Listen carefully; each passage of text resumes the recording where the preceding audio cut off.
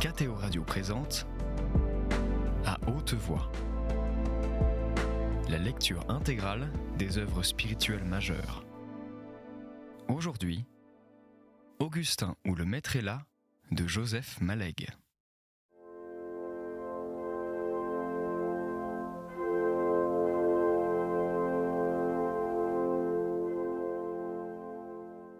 À 20 mètres devant eux, un chanteur populaire faisait semblant de toucher de la guitare, mais sa fille, sans déguisement, quêtait. Un poste de police, le planton les observait. « Je ne suis, dit l'arguillier, ni spécialiste ni hébraïsant, mais des catholiques le sont pour moi, d'une autorité scientifique tout à fait égale à celle de leurs adversaires. Tout cela est très simple. » Il parlait avec sa douceur aimable et coutumière, répondant non au ton de brutalité, mais à la souffrance et à l'amitié qu'il sentait derrière les paroles. « C'est insuffisant comme analyse, ricana Augustin.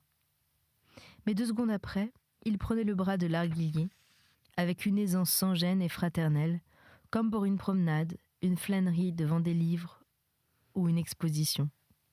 Le chanteur populaire émettait à voix débile une chanson sentimentale sur de hasardeuses pincées de guitare. Il fallait pour l'entendre avoir l'oreille sur la chanson. Nous nous en irons tous, la désirée, la rose au bois, nous nous en irons tous. La quêteuse, qu'il avait prise pour sa fille, était une femme fort mince, fragile et très flétrie, qui faisait jeune sous une horrible robe à fleurs. Contrairement aux recherches physiques, où toute la mathématique est incluse, les travaux historiques ne sont pas d'une technicité telle qu'une culture moyenne. Et la nôtre n'ait pu suivre les techniciens. Les systématisations forcées, les attitudes a prioristiques ne nous échappent pas. Ils furent abordés par la quêteuse fragile. Augustin eut le temps de voir une bouche d'un rose noir, où manquaient toutes les dents, et ensuite de s'étonner que des détails de rencontre puissent ainsi, à chaque instant, couper ses confidences et ses troubles. Lassitude, diagnostiqua-t-il. Agacement, irritation fragmentée. La désirée, la rose au bois, revint vers eux sur l'aile des vents. En sens inverse, continua Augustin, qui chercha et donna ses 2 sous, si les thèses traditionnelles aboutissent à des positions qui auraient depuis longtemps paru insoutenables, il s'agissait d'Adonis ou de Mithra, eh bien, nous le voyons. Pourquoi s'entête-t-il à des chansons de fleurs et d'oiseaux, se demandait-il en même temps, se rappelant le couplet des plâtriers.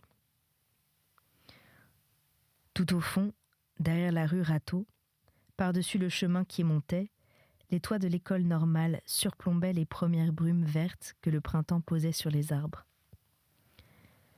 Cette frange de quartier intellectuel et de quartier pauvre, cette muraille de couvent ininterrompue, composait un poignant paysage d'austérité et de macération autour de paroles où se préfigurait une destinée.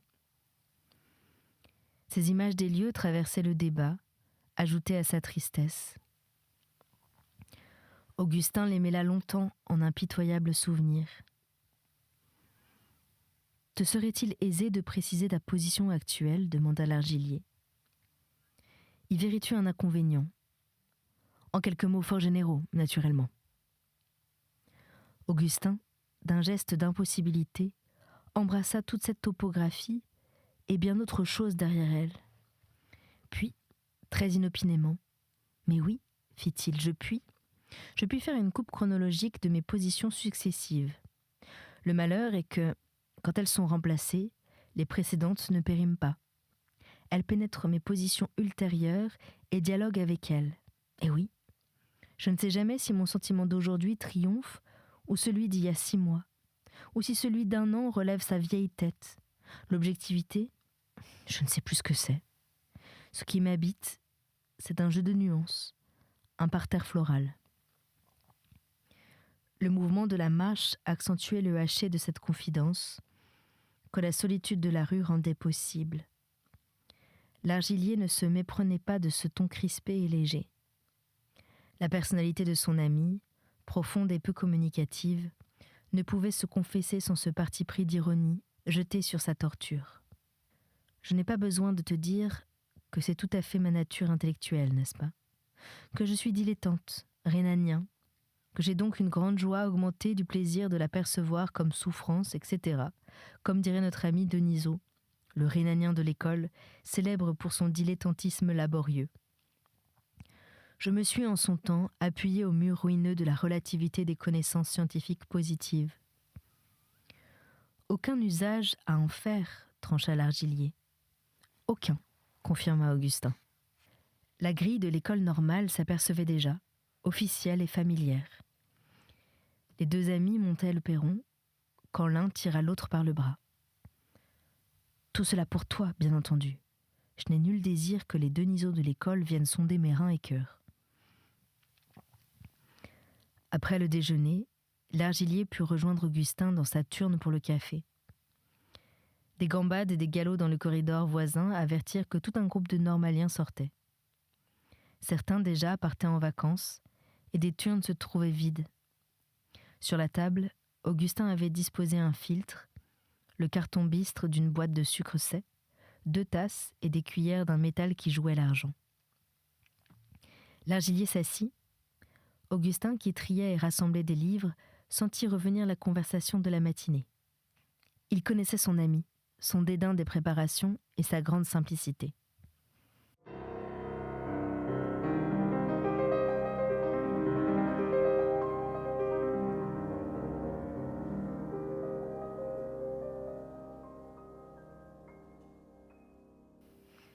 Des préoccupations religieuses paraissaient assiéger sans trêve. Elles m'obsèdent. Je cherche souvent à n'y plus penser. Je joue à cache-cache avec elle. Elle me retrouve vite. À ce jeu, elle seule s'amuse. Tiens-tu compte, dans tes jugements critiques, du caractère particulier, je veux dire, l'aspect d'obsession que prend pour toi l'épreuve ? Augustin pliait, dans le journal Le Temps, les livres qu'il avait triés. C'étaient les manuels et tirages à part prêtés par l'abbé Bourret. Cher ami, que l'épreuve, comme tu dis, prenne cette forme ou toute autre, en quoi cela éclaire-t-il le problème du recensement de Quirinus ou le sens d'Alama dans Isaïe ? Et quant à cette obsession, il faudra bien qu'elle finisse par finir. Simple obsession, ou voix du diable, ou les deux ensemble. Elle me fait aspirer au moment où aucune inquiétude de Dieu ne me tourmentera plus. S'apercevant que selon sa coutume, son verbalisme antireligieux forçait sa pensée, il se mordit nerveusement la lèvre inférieure. Sur la vaste table à 3 occupants, des papiers rangés, des piles de livres en demi-ordre annonçaient la fin du trimestre. La caractéristique de la pièce était une grande et belle chaise longue en osier, à coussins et couverture, introduite là par Brûle, après d'infinies négociations avec le surveillant général. Le grand Brûle était d'ailleurs le dernier à s'en servir. L'argilier, bien qu'il fût l'invité, surveillait la confection du café. « Comment font, demanda-t-il, les gens pour qui les interprétations catholiques gardent toute leur force ? J'entends les spécialistes du premier ordre, de culture générale distinguée et de longue pratique. Il y en a, que te dire, je les ai lus. » Et dans l'un des moments de curieuse distraction qui coupait sa tension mentale, il remarqua combien était pauvre et un peu ridicule la cravate noire toute faite de l'argilier sur son terne col droit. En gros, de 2 choses l'une, ou ils avouent qu'il faut accepter d'ignorer, ou ils édifient des hypothèses arbitraires qu'aucun texte ne dément ni ne confirme. Au fond, toutes ces choses, c'est la même chose. En rigueur, ce qu'ils disent n'est pas faux, mais tendancieux. Ils se conduisent comme ils ne feraient dans aucun autre travail d'histoire ancienne. Ils usent d'une méthode déplorablement inobjective, où les convictions sont préalables et ultérieures les discriminations qui devraient les fonder. Il suffit, dit doucement l'argilier, qu'à la fin de l'opération elle coïncide. Augustin terminait son paquet de livres. « Passe-moi la ficelle, fit-il, dans le tiroir, juste devant toi. » L'argilier passa la ficelle. « Tu tiens naturellement compte de ce que des récits comme la résurrection et la naissance virginale ne sont en rien infirmés par l'impossibilité a priori de cette résurrection et de cette naissance. Augustin, dogmatique, battant la mesure détaillant comme une leçon interrompie, mais, primo, par la contradiction des témoignages des synoptiques entre eux et avec Jean, touchant la résurrection et la virginité. Non, attends, je me trompe. Ce n'est pas la contradiction des témoignages qu'il faut dire. C'est divergence, présence ici, absence là, impossibilité de superposer les récits. Rectification et affirmation première restaient aussi sèches et impérieuses l'une que l'autre, comme en maintes répliques d'Augustin. L'argilier préparait les tasses, versait le café, le sucrait, de cet air silencieusement résigné dont on évite les scènes de ménage. Et deuxièmement, parce qu'une critique de ces divergences ne reste pas longtemps négative, mais devient rapidement explicatrice des conditions de croissance de la croyance en question. C'est cette analyse génétique qui est souveraine. On la voit naître, la croyance. Ses mains, creusées en coupe et tournées vers le ciel, avaient l'air d'agiter quelques magmas foisonnants. Ces analyses génétiques ne trouvent aucun obstacle, aucun texte inverse qu'elle ait à écarter, demandait l'argilier de sa voix ininsistante, tandis que la fumée du café lui montait au visage. Ah, certes si. Je reconnais que le départ des textes faits par les exégètes dits positifs, prêts à l'arbitraire, et aussi leur trop commode soupçon d'interpolation, et tout le brelan de leurs hypothèses. Ah, je le sais bien. En somme, les enseignements orthodoxes ne sont jamais heurtés à une évidence inverse et contraignante ? Contraignante ? Par exemple, de cet ordre, de cette masse, César fut tué aux Ides de Mars, Auguste vainqueur à Actium, enfin l'irréductible, le roc des faits. Jamais. Ce serait une grande paix, sourit Augustin. Assis devant le service à café, il regardait fondre dans sa tasse le monticule de sucre. « Que veux-tu » concluait-il. « Moi aussi, c'est le seul terrain au monde où ce qui me déciderait dans toute autre histoire ne me décide pas. Sans quoi je serais gai, fit-il avec un rire sec, forcé et navrant. L'argilier devait-il continuer, prolonger enquête et insistance sur ce cœur ulcéré? Il avait dû se dire déjà tant de choses à lui-même. Une compétence en un sens inverse, précise et détaillée, le jeune savant n'en avait pas à lui opposer. Quelle fut au surplus inutile en ce moment même à Augustin? La preuve en était faite.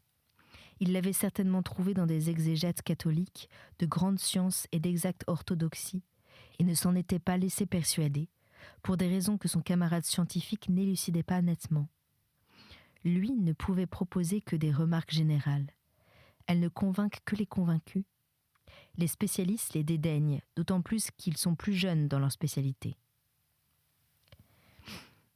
Une étude positive des religions anciennes continuait cependant l'argilier, par exemple d'Atis et de Mithra, a le devoir de présenter de leur surnaturel, si je puis dire, une analyse réductrice et génétique, même approchée, même médiocre. Nous savons bien qu'en définitive, il se réduit.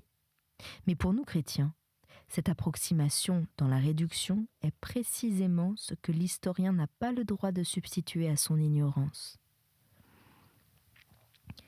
Augustin plongea ses lèvres dans un café trop chaud, reposa la tasse, se leva de nouveau, circula autour de la table, souleva un paquet de cigarettes anglaises laissées par Brûle, l'approcha de son nez, le reposa aussi.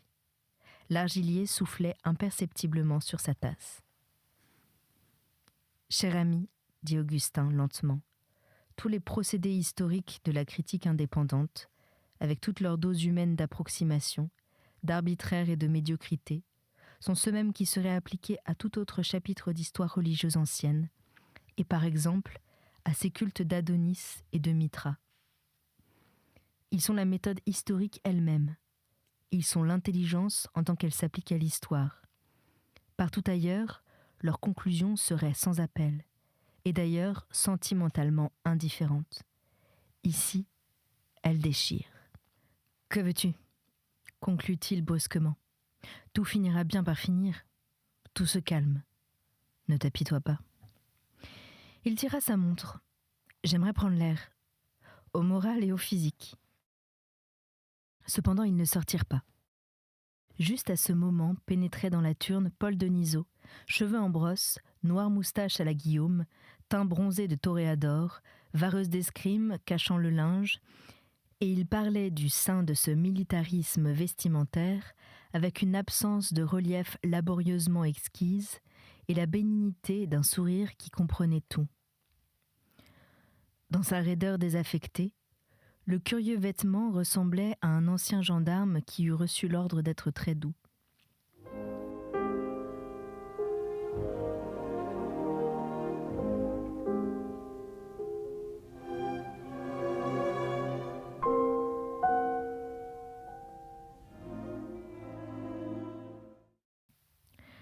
Comment » fit-il en entrant. « Vous travaillez ici ? Vous ne sortez pas ? Le zèle de quelle maison de Dieu vous dévore ? » Avec une indiscrétion toute fluide, il inspectait les livres d'Augustin, toute intelligence lui étant de plein droit ouverte. J.H. Holzelmann ad commentar zum Neuem Testament, staton Gospels as historical documents, Jacquier, Histoire des livres du Nouveau Testament, Filion, Biblia Sacra, Bossi, Jesu Christo non existito. C'est, dit-il, une exégèse cosmopolite. Augustin le fixait sans répondre. L'argilier l'examinait d'un regard perplexe, comme un appareil pas bien connu, et il avait l'air de tourner des robinets avec des grandes mains méticuleuses. Mais il continuait, car il suffisait qu'on le vît jouer à coups d'aviron lent ou preste, parmi les moires.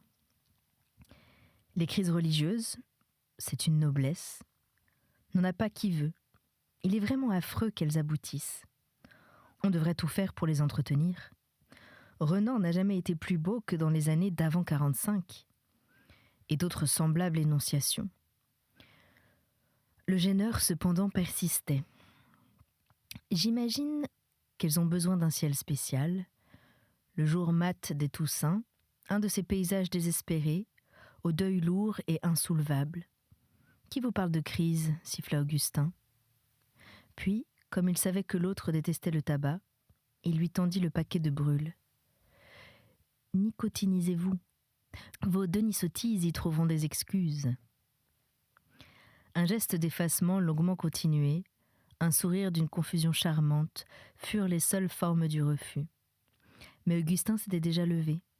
« Je m'excuse de vous quitter, aimable Denisot. » Puis à l'argilier, « Viens-tu » Il sortit, emportant le paquet de livres de l'abbé Bourré. Une fois dans le couloir, « Que fais-tu » demanda-t-il. « Je vais aux vêpres des bénédictines. » Augustin souhaita le suivre, pressenti de brumeuses souffrances, cacha comme d'habitude sous une banalité ce demi-désir douloureux.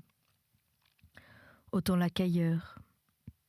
Ce petit couvent de la rue Tournefort leur était familier depuis les temps du lycée.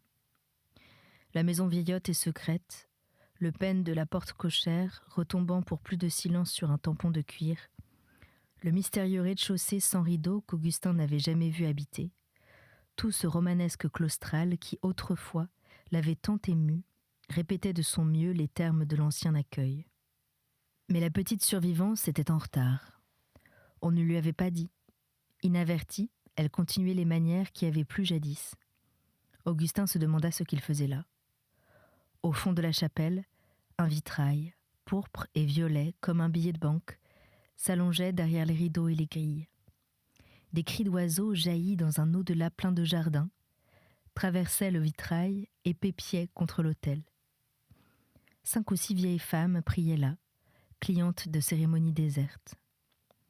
Dans cette solitude pleine de présence et de chuchotements, Augustin finit par goûter une fatigue physique, une nonchalance, un repos et l'envie de dormir. Le faible harmonium émit 2 ou 3 notes d'attente auxquelles la psalmodie d'une vieille religieuse vient s'appuyer.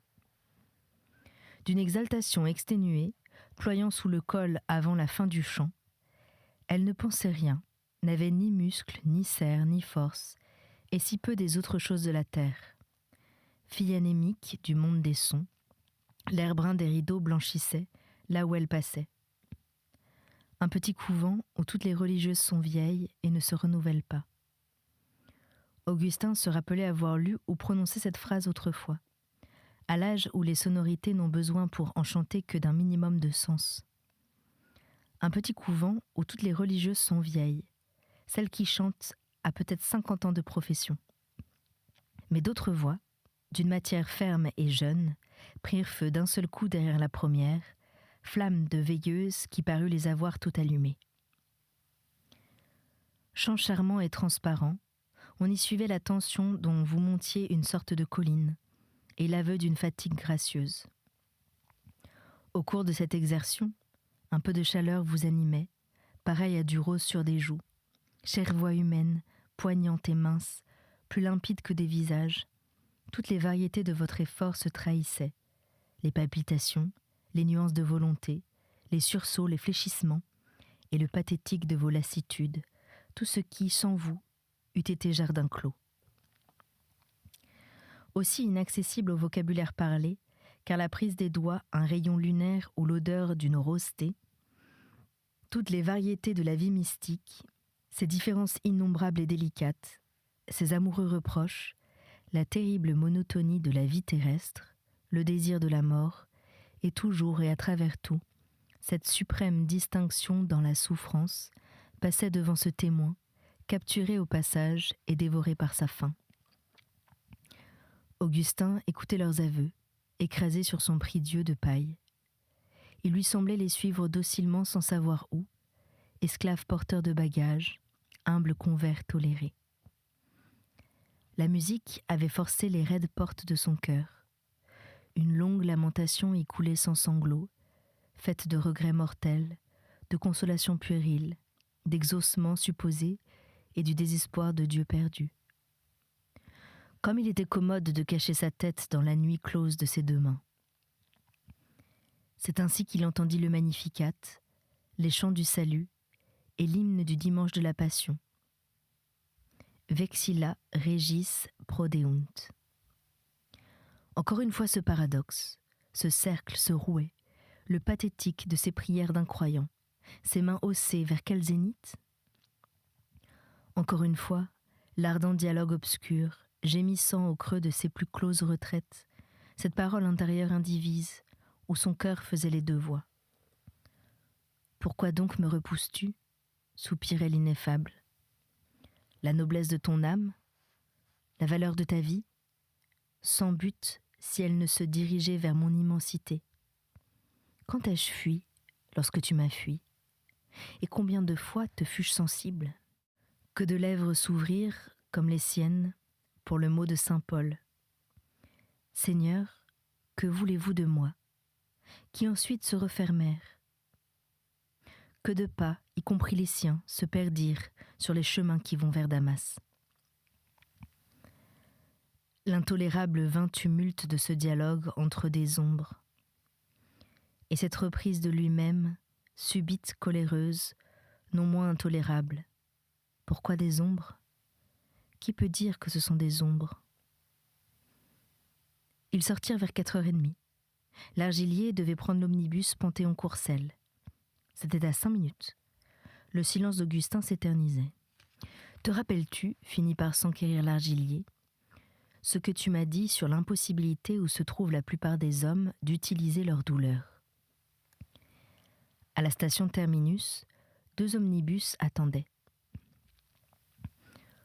Augustin fut gêné de ce que le conducteur et le contrôleur, qui allaient prendre le service, baguedonnant sur le trottoir, puissent écouter ces conversations inusuelles.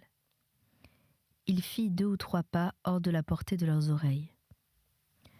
« Je me suis souvent demandé, expliquait son ami, si un ordre religieux ne naîtrait pas, dont les règles seraient précisément que ses membres adopte la vie de ceux qui ne savent pas utiliser leur souffrance.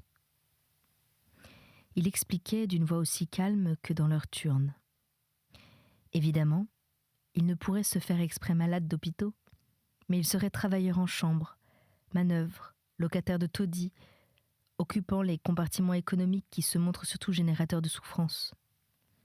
Dieu leur donnerait, le cas échéant, la maladie par surcroît. Augustin demanda brusquement « Te sens-tu l'attrait ?» Raidi d'immobilité méditative, l'argilier maintenait, serré autour de son corps, un pardessus que secouait le vent. « L'attrait n'est rien, finit-il par dire. J'exerce des désirs purement naturels, et d'ailleurs sains, à propos de Dieu comme de toute tendance. Nourriture, jeu, amitié. Ils valent ce que valent tout désir naturel et sain.